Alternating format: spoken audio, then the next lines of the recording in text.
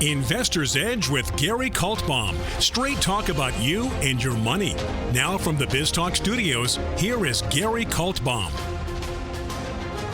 And welcome once again to Investor's Edge. I'm Gary Kaltbaum, your host. Hey, thanks for being with us today. Glad you're here, ladies and gentlemen. Happy that you are listening. It's August 1st. It's Thursday. It's 2024.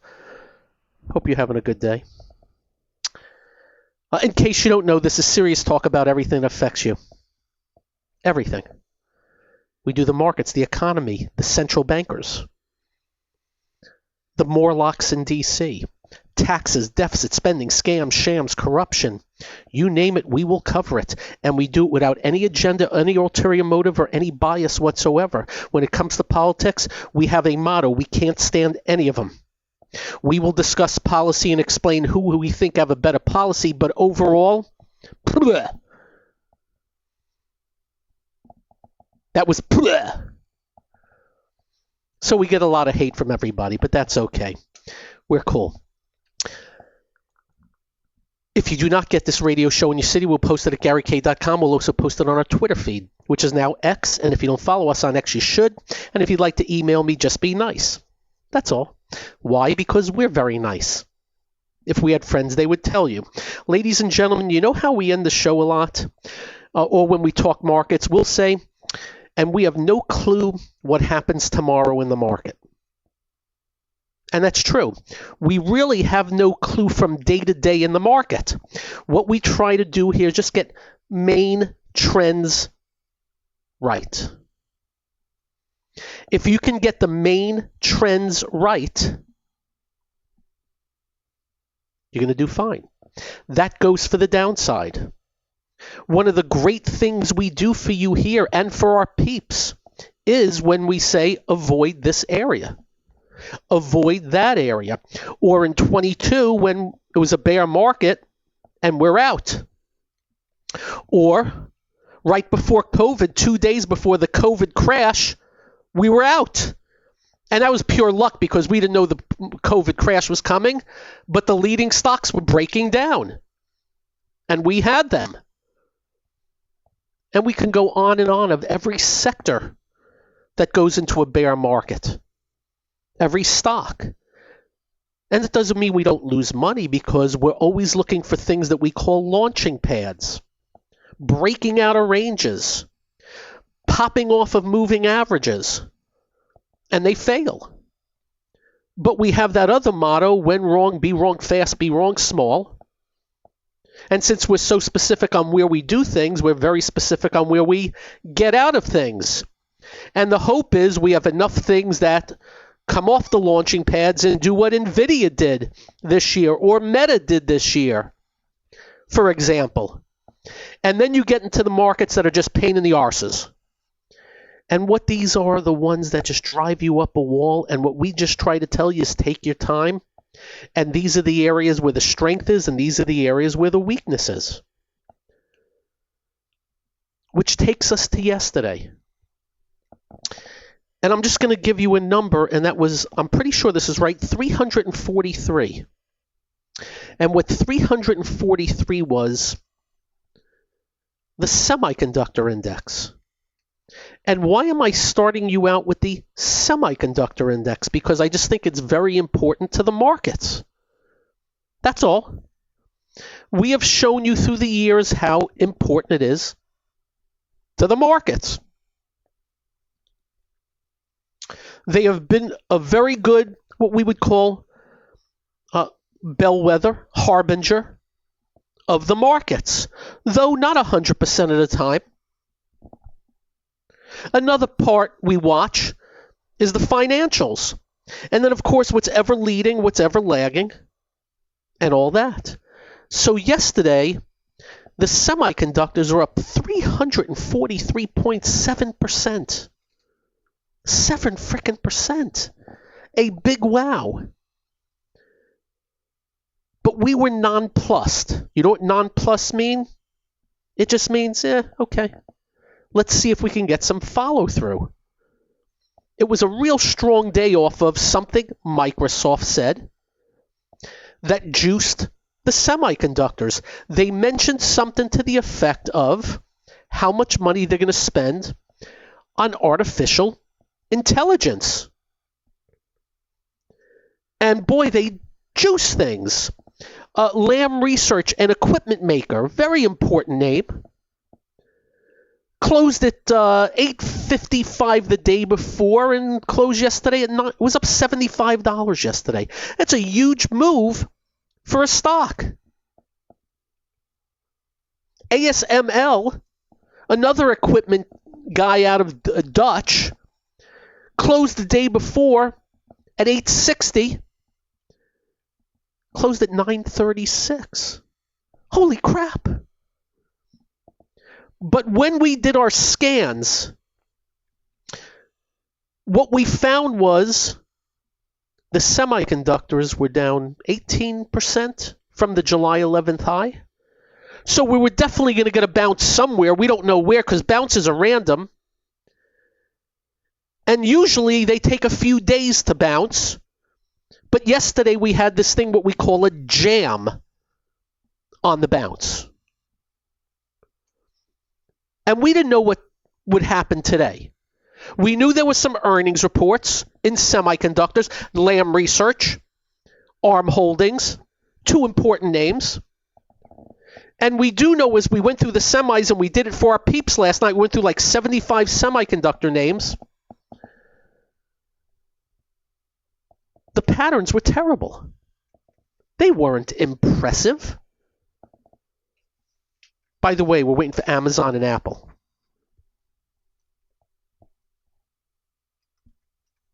Amazon closed at 184. It's 180 right now. Whoopee. Apple doesn't report for a while.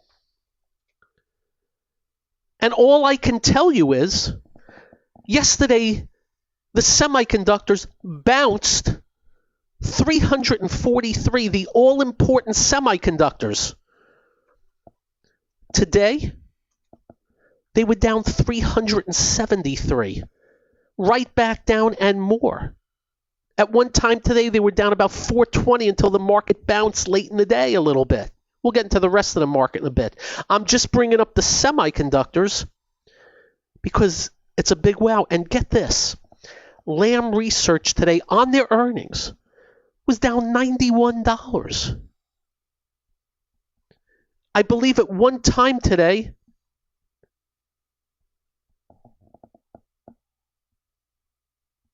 was down 107.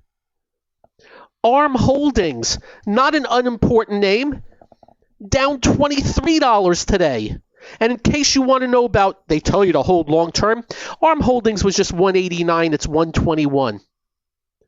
What is that, about $68 on 189? What is that about? 36% or something like that. But just think long term.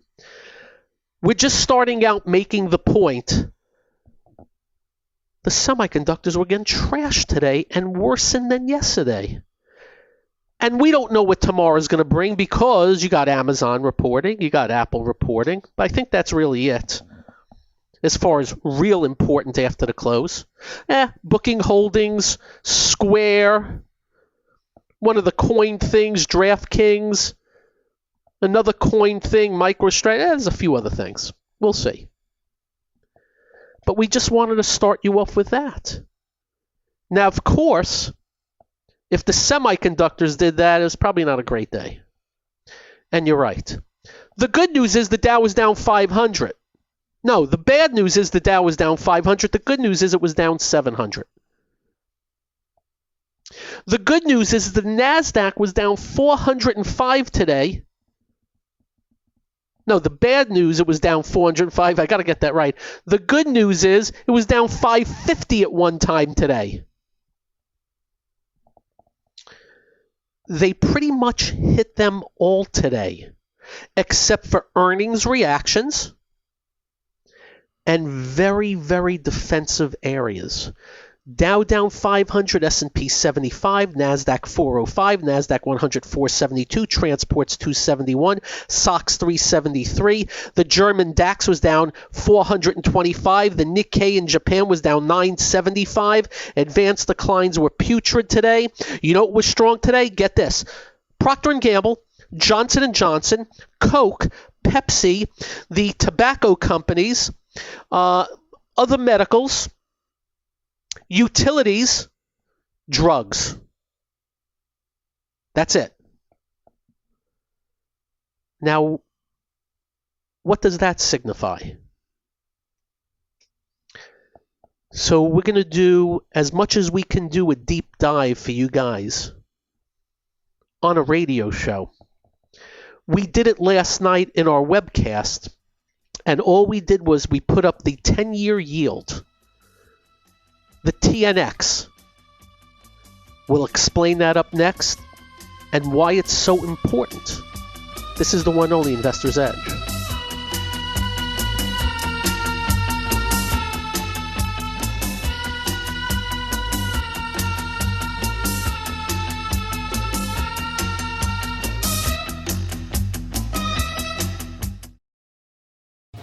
Hi, I'm Gary Kaltbaum, host of the nationally syndicated radio show Investor's Edge. We're not just handsome radio people. We manage investors' money for a living, specializing in fee-based discretionary money management. No big commissions, just a fee on the assets that's managed. We also provide a full range of personalized services, including retirement planning, fixed income, and educational needs, all to assist you in achieving your financial goals. Understanding not all individuals have the same needs, we'll carefully evaluate your personal goals to determine a proper investment strategy. If your current approach to investing is not getting you to where you would like to be, call us to make an appointment for a complimentary portfolio review.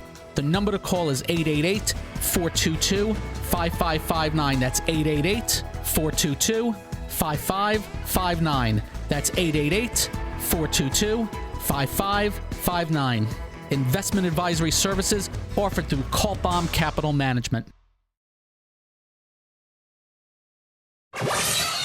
It's time to switch on the integrator units and get the brain cells working. You're listening to Hey, this promises to be fun. Investor's Edge The last bastion of quality programming. with Gary Kaltbaum. It doesn't get better than this.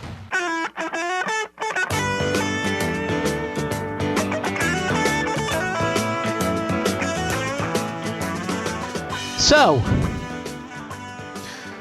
we have no clue what happens tomorrow. Amazon now is down about $7 in the aftermarket. It's back and forth. It was just down 10. Now it's 7. It was 4. Whatever. That'll change as we move forward. Because as you know, they do the report. They do the guidance. And everything's great with guidance. And then everybody starts talking up AI. Everything is artificial intelligence, ladies and gentlemen. Didn't you know? So that'll change. I'm noticing Intel getting trashed in the aftermarket. It's in the Dow, but it's not important to the Dow in that it's $29 before the close. It's $25.90 right now, down from $29, which is actually a big move for an Intel. I mentioned to you the 10-year yield. What is so important with the 10-year yield? Well, what I've been telling you, and it's quite simple. The 10-year yield is what matters most to me. Maybe not to others, but trust me when I say I know what I'm talking about. It's something I follow big time. And the 10-year yield is the defining force.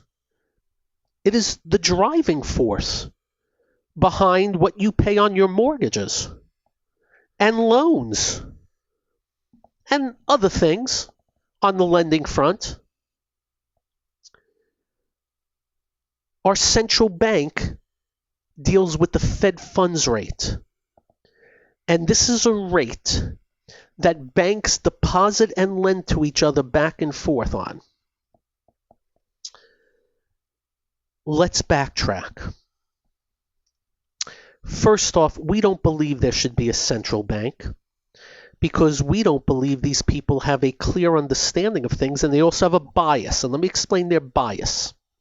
They think they're always right. Remember how sure they were about inflation being transitory? They swore by it. Well, let me tell you what happened back then. I'm going to try and explain this as easy and best as possible. What matters most is the free market, the real yields. Jay Powell interfered with them for a while. He printed out of thin air $9 trillion. I think it started at 3 or 4. Took that money, which is an unimaginable amount, and bought the living crap out of the bond market and took rates to 0. That's how you got your 3% mortgage. I believe the 10-year yield was down, it was under 1%. But that was artificial. That was one man with no accountability, and I still don't understand how anybody get that to the point to be the most powerful person on earth to use that kind of conjured up dollars. So what happened?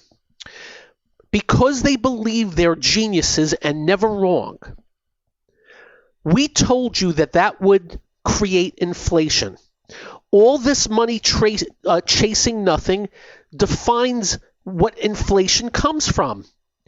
They don't get any blame because they're not elected. Elected officials only blame elected officials. The media only blame elected officials. So they get a pass. We were right. Nobody listens to us still. A few people are getting it, but they get ignored. But here's what happened. I want you to listen carefully.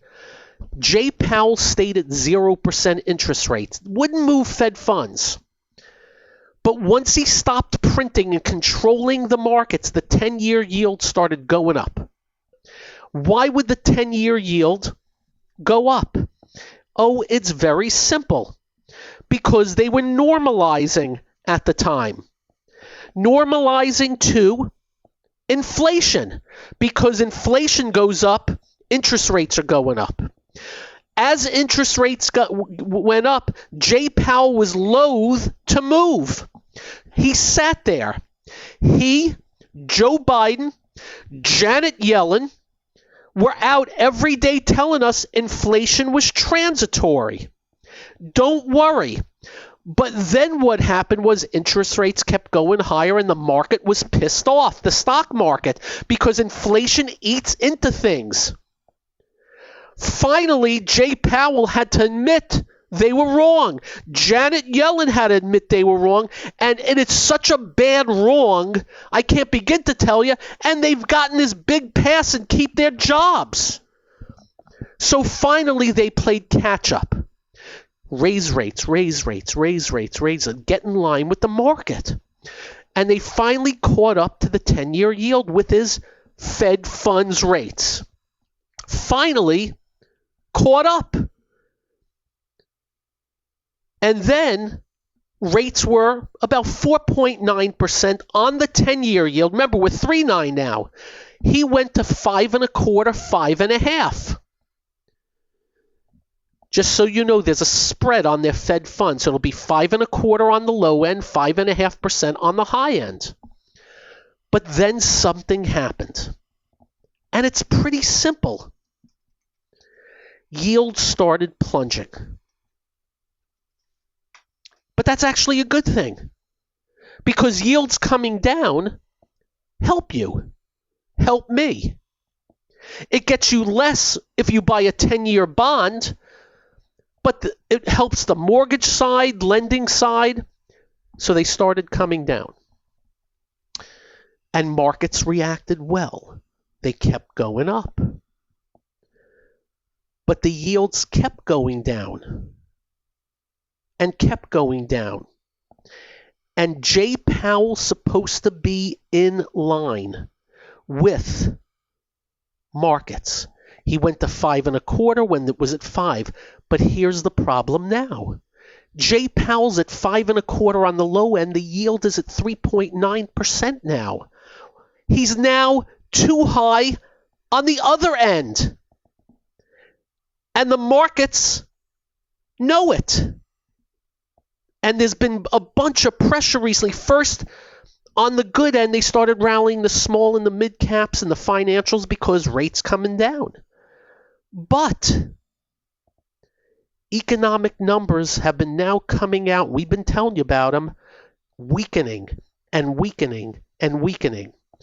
Not only manufacturing, but services. We just had a 2.8% GDP, and what did we tell you? Bullcrap. Too much government in there.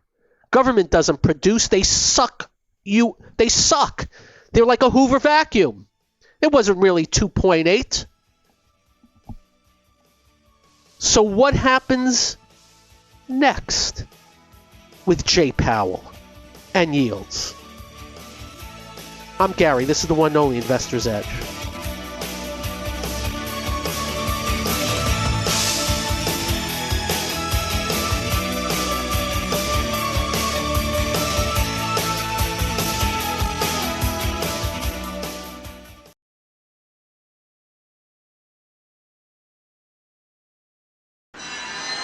Listening to America is talking. Investor's Edge. He's got to be pleased with that. The crowd is just on its feet here. He's a Cinderella boy. With Gary Kaltbaum. Comes highly recommended. You're going to feel better if you talk to him.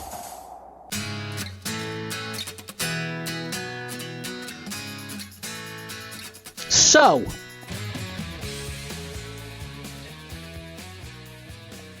the economy's slowing. And the yields are telling Jay Powell to start lowering rates or get going lowering rates. And guess what Jay Powell did yesterday? I don't watch his press conferences. I can't. It's nauseating. Because I just hate that he is in that job. And I hate there's even a central bank. The problem now is, and I'm going to just Google something, Federal Reserve meetings. The next meeting is not till September 18th is the announcement. Last I looked, we just hit August 1st. You've got a month and a half before their next announcement. And by the way, they have already telegraphed. They've said it. Without saying it, because they're good at telegraphing, that they are going to lower rates a quarter point. What may be the problem?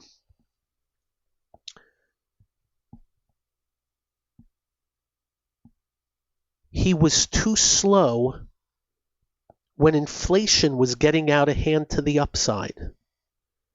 They're now too slow when the economy, I'm not going to say getting out of hand, I'm saying the economy is slowing and maybe sharply. He's too slow to play catch up to the free market. The big money, the smart money, the 10-year yield that's now down to 3.976%. And we may be hitting moments here that started July 11th. But now, the issue being, we had the moment where the lower yields juiced interest rate sensitive areas. We had the moment where they juiced housing stocks, interest rate sensitive. We may now be past the moment where the market is in recognition that he's now way behind what's necessary the other way. And human nature for Jay Powell, and just letting you know, they don't think they're ever wrong. Trust me, they never want to admit they were wrong about inflation. And they made it kind of like much ado about nothing and da-da-da-da-da-da. And Biden came out and all of a sudden it wasn't transitory. It was the Putin price hike and this, that, and the other thing. And now, in real time, and as we state, I have no clue about tomorrow. In real time, they're crushing economically sensitive names again, retail names, the oils today, transports again, Caterpillar Deer, and even them financials that we haven't bought any because we hate slow boats. But a bunch of them today gave back a ton of what they had gained. Bank of America and Wells Fargo broke the 50-day moving average today. By the way, there's a lot of lightning and thunder outside as I speak. So just letting you know, a moment, and it was a very rough day, notwithstanding they bounced it towards the end of the day, and notwithstanding Apple and Amazon. Amazon is not happy in the aftermarket and is certainly not helping. It is now down, and this is important, $12 in the aftermarket. And let me get out my very important, have it here somewhere. Amazon is 5% of the NASDAQ 100 and 3.6% of the S&P. We'll see what that means. And we're awaiting Apple. That should come out in the next few minutes while we're on air. So just letting you know, ew, today. Tomorrow is another day. Let me mention again, Intel, holy crap, is down from 29 to 24.80, which is not going to hurt the Dow much because it's price weighted, but certainly ain't going to help the semis. And certainly is not. It needs to come out of the Dow. I think I've been saying that for 4 years now. Microchip in the semis, another one. Let's take a look. Closed at 84, is now 78. I just talking semis. Snap, who always disappoints, closed at 1280. It's 1040. Booking Holdings closed at 3664. It's got a big spread. I can't tell. So we'll see. But not a good Amazon. I have yet to go through the numbers, which has me segueing. Here's some great news. The scumbag running Russia released his hostages. They are not prisoners, they are hostages. They cut some deal with other countries and us. I don't know. I didn't read into it. I was very busy today, who, what, and where. But I am thrilled that the Wall Street Journal journalist is back, and that other guy, I forgot his name, Walla, whatever, has been there for 6 years. And do not forget, these are hostages. They are not prisoners. They are not criminals. And I do believe, yes, I saw a video. I'm not sure where he came from. One of the exchanges was for an assassin, a Russian assassin. So that was some good news, at least today. We'll take that, right?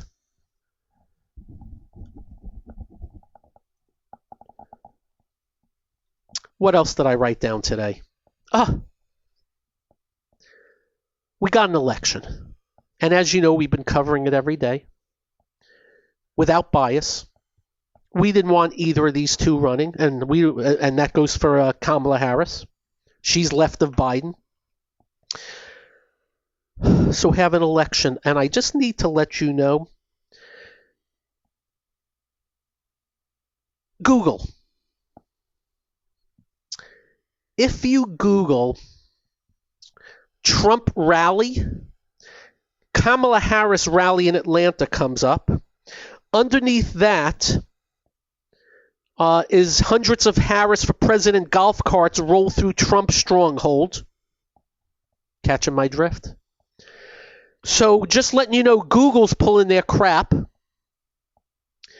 Facebook, Meta, already had apologized for some things that happened on their website or whatever app or whatever they're called, an app. So we're just letting you know that crap's going on again. And you already know about the media. We've been already ripping them. And it's a shame. But it's the nature of the beast. They did it before. They're doing it again. And that's the story on that. Which takes me to Trump.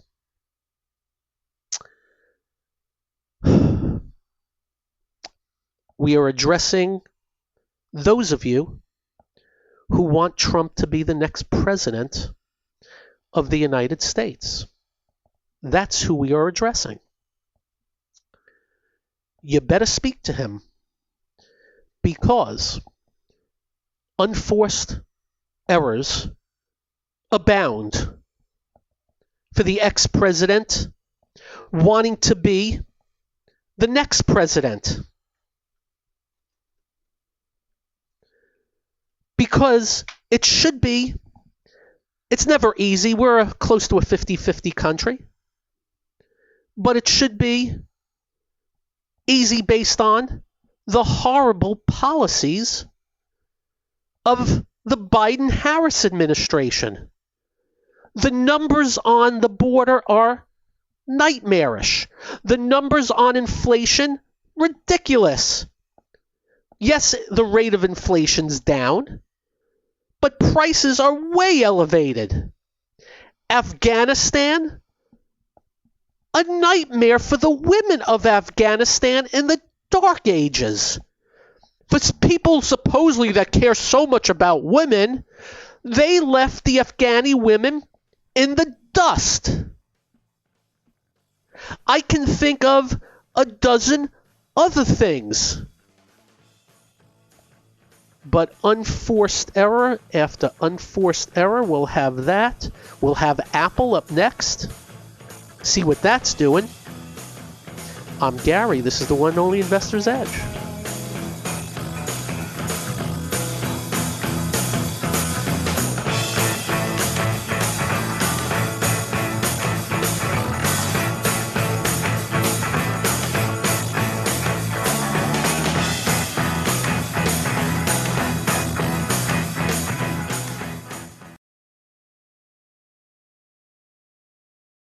You're listening to What are we waiting for? Well, what are you waiting for? 1, 2, ready, go. Action! Investor's Edge with Gary Kaltbaum.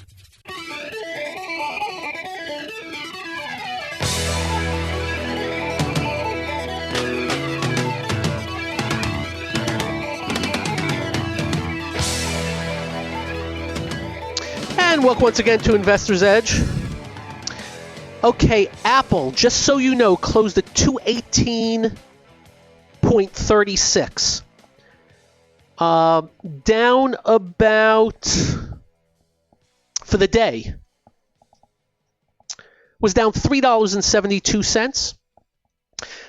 It's all over the map right now. I have it at 221, so it's up a couple of bucks. About 30 seconds ago, it was at 215, down a bunch. Then it was up a little bit. Right now it's 220. So it's going to change left and right, all around, up and down. But the story is Amazon, not a good day. Apple, so far, at first blush, just up a little bit. And very important, between Apple and Amazon, get this. Not making this up. Apple is 7% of the S&P, Amazon 3.65. So let's call it 10.6%, those two. And of the NASDAQ 100, Apple and Amazon, Apple's 8.85% of the NASDAQ 100. Holy crap. So we'll see how it plays out. And look, it's trading like a pinball machine. It's lighting up like a pinball machine. Anything's possible where it's going to go. We told you we sold our Apple around 228. We don't own it right now. It's at 220 and change right now. We'll see. So we're back to Trump. Let me tell you the last 2 days. I loved what he did yesterday. He went into the, I guess you can call it the belly of the beast. A journalist, black journalists, and we mentioned this yesterday, but I want to go a little bit further. They were totally antagonistic. The woman from ABC was there to just rip him to shreds. What did he do? He brings in race. He makes comments, and you know what the big story now is for the next 7, 10, 20 days? That. Think about that. And I'm not here to even comment on what he said. Right, wrong, indifferent, I don't care. But he brought that up.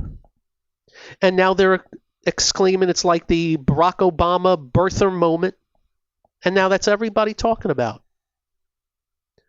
Unforced error number one. What he should have done right then and there. And she ripped into him. Let me give you the numbers on black employment when I was the president. Because the numbers were good. Let me tell you what I plan on doing to solidify that when I'm president.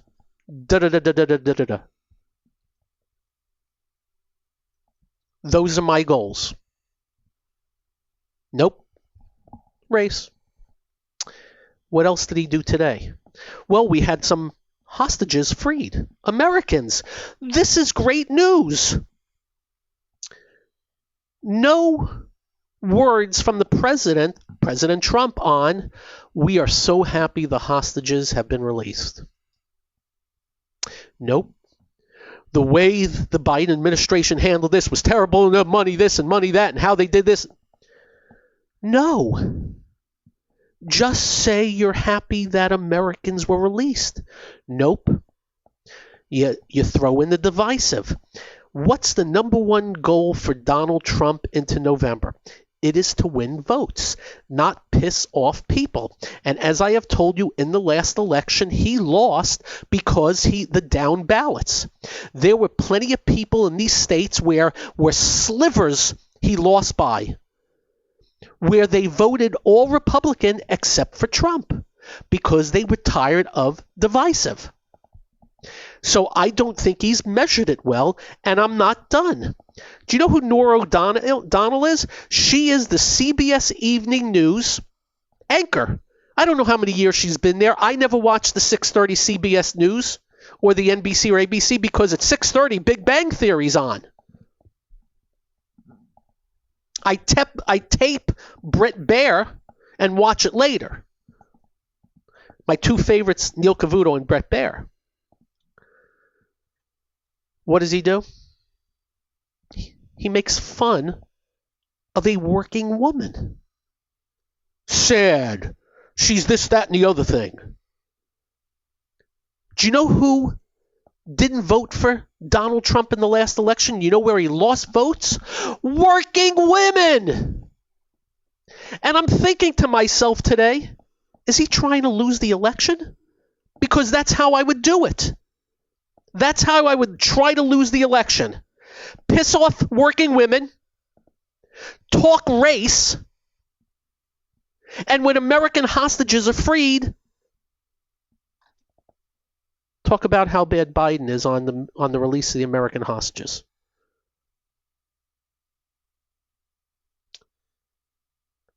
As you know, I can take both of them. But on the economy, it is going to be imperative. They can have to stop confiscating our wealth to put into their coffers. They're proposing trillions and trillions of dollars of taxes on you and I to pay for their nonsense. If you know anybody there, you better make the call. When I was in high school and I was up for wittiest in my, I don't know if it was junior, senior year, you know what I did to win? I handed out candy. I was trying to bribe with votes. I still lost to Stephen Schrago, but I did everything possible to be nice to the people, the students that voted. And by the way, Stephen Schrago was very witty. So just letting you know, the one thing he's got going from Trump, Kamala Harris, is she had 1% polls in the primary. And as I've said to you, it doesn't matter who you put in running against Trump, it's still going to be close to a 50-50 country, so it's going to be a sliver again. Anyway, that's my take. And anybody on that Trump side curse me out, you're stupid. You should be thanking me. And that is all. We move on. Tomorrow, Apple It's up $1 and change in the aftermarket. Amazon down 12. Probably no help. Today, yikes. Wish I had better news. We'll be on with Neil Cavuto tomorrow, noon hour. Fox Business Network, check that out. Until then, drive carefully. Make sure you hug your children. Make sure you hug your family. They'll feel better. You'll feel better. Peace out. Have a great evening. Good night. This has been Investor's Edge with Gary Kaltbaum on BizTalk. To listen to past episodes or to get in contact with Gary, go to GaryK.com. That's GaryK.com.